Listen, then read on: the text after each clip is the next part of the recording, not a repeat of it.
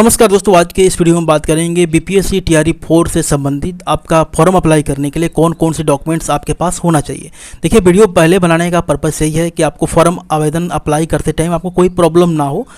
अगर आपका नोटिफिकेशन आ जाता है तो आप विद इन अ मंथ ये सारे डॉक्यूमेंट्स बना नहीं पाइएगा, तो समय रहते ही आपको ये सारे डॉक्यूमेंट्स अपने पास तैयार करा लेना चाहिए ताकि आपको फॉर्म भरते टाइम कोई दिक्कत ना हो। वीडियो को लास्ट तक देखिएगा क्योंकि मैंने सारा इंपॉर्टेंट पॉइंट कवर किया है।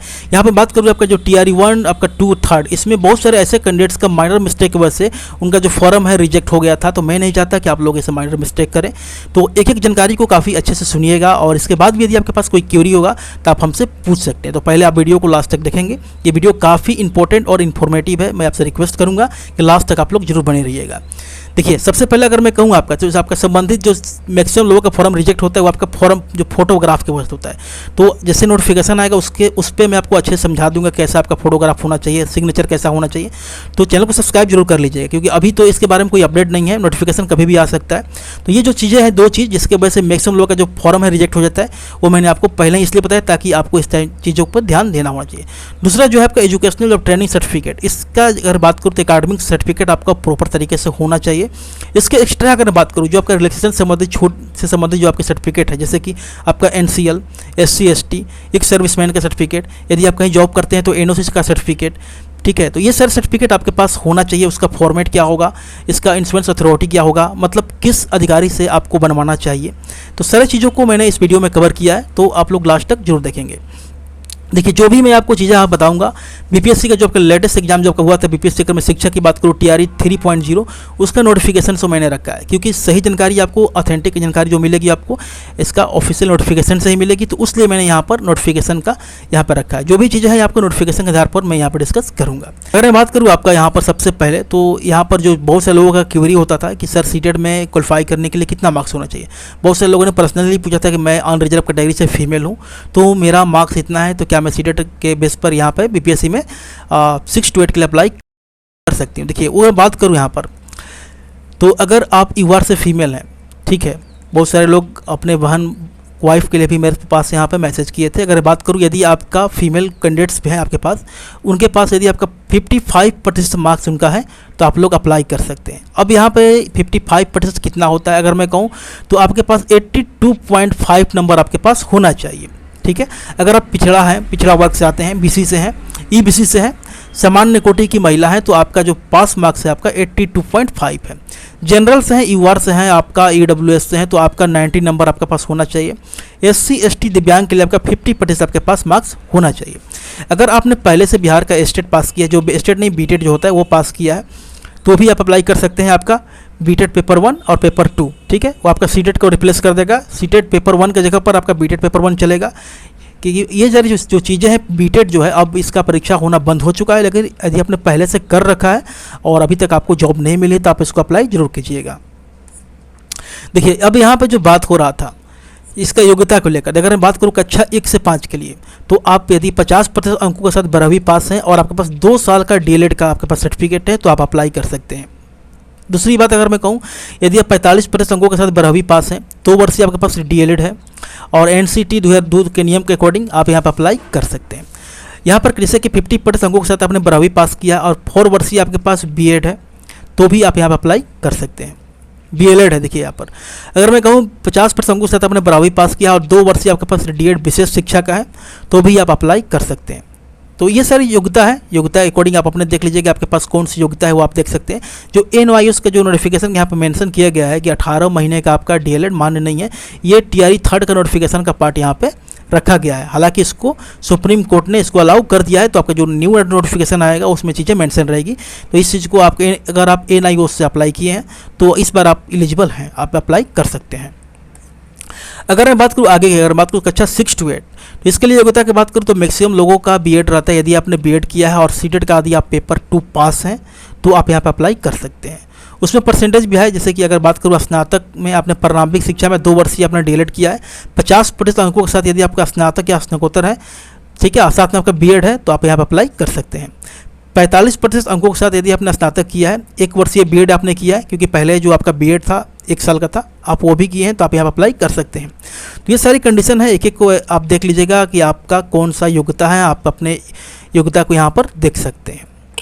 अब यहाँ पे जो बात करूँगा आपका इंपॉर्टेंट आपका लैंग्वेज कॉम्बिनेशन का है, क्योंकि भाषा लैंग्वेज कॉम्बिनेशन आपका सब्जेक्ट कॉम्बिनेशन दोनों होता है। लैंग्वेज कॉम्बिनेशन उतना इशू नहीं है, जो मेन इशू होता है आपका सब्जेक्ट कॉम्बिनेशन। इसमें बहुत सारे लोगों को डाउट नहीं होता। एक ऐसा पिछला बार टीआरई थर्ड के कैंडिडेट्स मिल गए थे, उनका सब्जेक्ट कॉम्बिनेशन गलत हो जाने की वजह से उनका सिलेक्शन नहीं हुआ। तो माइनर सा एक मिस्टेक ही कहिएगा कि थोड़ी सी जानकारी के अभाव में आपका करियर भी यहाँ पे ख़राब हो सकता है। अगर मैं भाषा की बात करूँ, यदि आप भाषा का शिक्षक बनना है आपको, जैसे कि हिंदी हो गया, इंग्लिश हो गया, तो यदि आपने ग्रेजुएशन में ऑनर्स के रूप में या सब्सिडरी के रूप में उस सब्जेक्ट को पढ़ा है तो आप यहाँ पे एलिजिबल हैं, आप अप्लाई कर सकते हैं। ठीक है, आपने बीए किया है, साथ में आपके पास बीएड का डिग्री है और सीटेट पेपर 2 क्वालिफाइड है, तो आप अप्लाई कर सकते हैं। एसएसटी के सब्जेक्ट कॉम्बिनेशन की बात करूँ तो आपका इतिहास, भूगोल, राजनीतिक शास्त्र, दर्शन शास्त्र, अर्थशास्त्र, वाणिज्य, मनोविज्ञान, समाजशास्त्र, गृह विज्ञान, इनमें से कोई 2 लैंग्वेज यदि आपने स्नातक में किया है तो आप इसको अप्लाई कर सकते हैं। अगर मैं बात करूँ गणित एवं विज्ञान के लिए, तो यदि आपने गणित, सांख्यिकी, भौतिकी, रसायन, जीव विज्ञान, वनस्पति और जंतु विज्ञान में इनमें से कोई 2 सब्जेक्ट को आपने पढ़ा है तो आप यहाँ अप्लाई कर सकते हैं। सब्जेक्ट कॉम्बिनेशन को लेकर यदि आपको कोई डाउट होगा तो कमेंट कीजिएगा, इसको मैं एक अच्छे से आपको वीडियो बता दूंगा एक्सप्लेन करके, ताकि आपको कोई कन्फ्यूजन ना हो। तो आप कमेंट में अपनी राय जरूर लिखिएगा कि आप चाहते हैं। और दूसरा चीज़ आप देखिए आरक्षण रिसेशन वाले पॉइंट पर यहाँ पर कि जो विवाहित महिलाएं हैं उनका सर्टिफिकेट कहाँ का होना चाहिए, इस पर बहुत सारा यहाँ पे डाउट हो गया था। अगर मैं कहूँ आपका यदि आपकी शादी हो चुकी है, आप फीमेल हैं, तो आपका जो सर्टिफिकेट बनेगा जाति निवास जो एनसीएल आपका बनेगा वो पिता के एड्रेस पर बनेगा। मतलब आपका जो जाति का सर्टिफिकेट जो बनेगा स्पेशली नॉन क्रीमिलियर का, वो आपके फादर के एड्रेस पर ही बनेगा, ध्यान दीजिएगा। और दूसरी बात जहाँ पर को आपका अंचलाधिकारी या राजस्व अधिकारी के द्वारा निर्गत होना चाहिए, आपका दोनों मान्य है। ठीक है, अगर मान लेते हैं कि आपके ब्लॉक में राजस्व अधिकारी नहीं है तो उनका जो पूरा का पूरा जो प्रभार होगा अंचल अधिकारी को ही मिलेगा। अब यहाँ पे बात कर लेते हैं आगे, जैसे कि पीडब्ल्यूडी कैंडिडेट्स के लिए। यदि आप पीडब्ल्यूडी कैंडिडेट्स हैं तो आपके लिए आरक्षण का दावा, जैसे कि फॉर्म अप्लाई करेंगे उस वहाँ पर आपको चुनना पड़ेगा और आपके पास वैलिड सर्टिफिकेट होना चाहिए। ठीक है, उसमें देखिए आपका जो पीडब्ल्यूडी कैंडिडेट्स होते हैं उनका अस्थाई और अस्थाई 2 तरीके का सर्टिफिकेट होता है, तो उनको आपको देखना है कि आपका जो सर्टिफिकेट है उसका रिन्यूअल अनिवार्य है, तो उसके अकॉर्डिंग आपको देना पड़ेगा। और अगर मैं बात करूँ यहाँ पर, यदि आपको बेंचमार्क दिव्यांग कैंडिडेट्स हैं तो आपका जो अनुसूची 1 में सक्षम पदाधिकार का प्रमाण पत्र देना पड़ेगा और आपको एक डिक्लेरेशन जो सेल्फ आपका जो शपथ पत्र होता है वो आपको देना पड़ेगा। अब देखिए यहाँ पे बात करेंगे आपका ईडब्ल्यूएस के रिगार्डिंग। ईडब्ल्यूएस का जो सर्टिफिकेट की बात करूँ, यदि फार्म आपका अगर नोटिफिकेशन आ जाता है उसके लास्ट डेट से 1 साल का पुराना का होना चाहिए, तो 1 ईयर्स का पुराना का होना चाहिए। ध्यान दीजिएगा 31 मार्च के बाद आपका फाइनेंशियल ईयर चेंज हो जाता है, तो 31 मार्च के बाद का और आपका जो अप्लाई करने का जो डेट होगा उसके लास्ट डेट के पहले का आपका ईडब्ल्यूएस सर्टिफिकेट होना चाहिए। हालांकि नोटिफिकेशन आएगा तो मैं एक एक चीज़ को अच्छे से आप एक्सप्लेन करूँगा, सर्टिफिकेट का फॉर्मेट कैसा होना चाहिए, हर चीज़ हम बात कर लेंगे, तो चैनल के साथ जरूर जुड़ जाइएगा। अब बात कर लेते हैं एनसीएल के रिगार्डिंग। यदि आप बीसी ईबीसी से आते हैं तो आपका एनसीएल किस अधिकारी से बना होना चाहिए, जैसे कि मैंने बताया आपका मिनिमम तो आपको आरओ से बना होना चाहिए। इसके बाद यदि आपने एसडीओ से बनवा रखा है, डिस्ट्रिक्ट मजिस्ट्रेट से बनवा रखा है तो कोई दिक्कत नहीं है, वो काफ़ी बेटर ही रहेगा, कोई इशू नहीं है। और अगर मैं कहूँ आपका इंपॉर्टेंट चीज़ कि ये भी जो एनसीएल आपका होना चाहिए वो 1 ईयर्स से अधिक ओल्ड नहीं होना चाहिए, मतलब लास्ट डेट से पहले आपका 1 ईयर्स तक आपका वैलिड होना चाहिए। ये सारी चीज़ें हो गई। जाति और जाति प्रमाण मैंने बात की, आपका एससी एसटी महिलाओं के लिए भी पिता के नाम का एड्रेस के पे होना चाहिए। ईडब्ल्यूएस आपका जो सर्टिफिकेट होगा जो सक्षम प्राधिकार होता है, मतलब इंश्योरेंस अथॉरिटी जो आपका होगा उसके अकॉर्डिंग आपका पास होना चाहिए। पीडब्ल्यूडी कैंडिडेट्स के मैं सर्टिफिकेट की बात करूँ, आपके जो डिस्ट्रिक्ट का जो आपका सरकारी हॉस्पिटल है चीफ मेडिकल ऑफिसर सीएमओ के द्वारा निर्गत होना चाहिए। उम्र की छूट लेने के लिए जो आपका एक सर्विसमैन है उनका आपका संबंधित सर्टिफिकेट होना चाहिए। और जो स्वतंत्रता सेनानी के आश्रित है उनका प्रमाण पत्र उनसे संबंधित होना चाहिए। यदि आप कहीं कार्यरत हैं, गवर्नमेंट में जॉब कर रहे हैं, तो आपका नॉन ऑब्जेक्शन सर्टिफिकेट जो आपका होता है, नो ऑब्जेक्शन सर्टिफिकेट, वो आपके पास होना चाहिए। और ये सारे जो फोटो, हाल का खींचा फोटो, ईमेल एप्लीकेशन भरा गया आपका एप्लीकेशन होता है, जो आपका एडमिट कार्ड होता है, ये आपका ज्वाइनिंग के टाइम सारा डॉक्यूमेंट्स लगेगा। अपार्ट फ्रॉम आपका जो एकेडमिक सर्टिफिकेट है उसके बाद ये सारे डॉक्यूमेंट आपके पास होना चाहिए। तो ये मैंने जो भी आपके पास डॉक्यूमेंट का लिस्ट बताया कंप्लीट आपके पास होना चाहिए। अगर आपको लग रहा है कि आपके पास कोई रिक्वायर्ड डॉक्यूमेंट कम है तो अभी आपको बनवा लेना चाहिए, क्योंकि नोटिफिकेशन कभी भी आ सकता है। और नोटिफिकेशन आने के बाद जो आपका सर्टिफिकेट बनवाने में इतना भीड़ होगा, जल्दी तो बन नहीं पाएगा, बहुत भाग दौड़ करना पड़ेगा। और अभी आप जितना आसानी से बनवा सकते हैं फॉर्म आने के बाद वो पॉसिबल नहीं रहेगा, क्योंकि बहुत अधिक संख्या में लोग सर्टिफिकेट बनवाने जाएंगे तो हर चीज़ में प्रॉब्लम होगी। कोई डाउट होगा, यदि आप हमसे पर्सनल पूछना चाहते हैं तो आप हमको टेलीग्राम पर भी कनेक्ट कर सकते हैं। आप इंस्टाग्राम पर भी आप हमसे कुछ पूछना चाहें तो पूछ सकते हैं।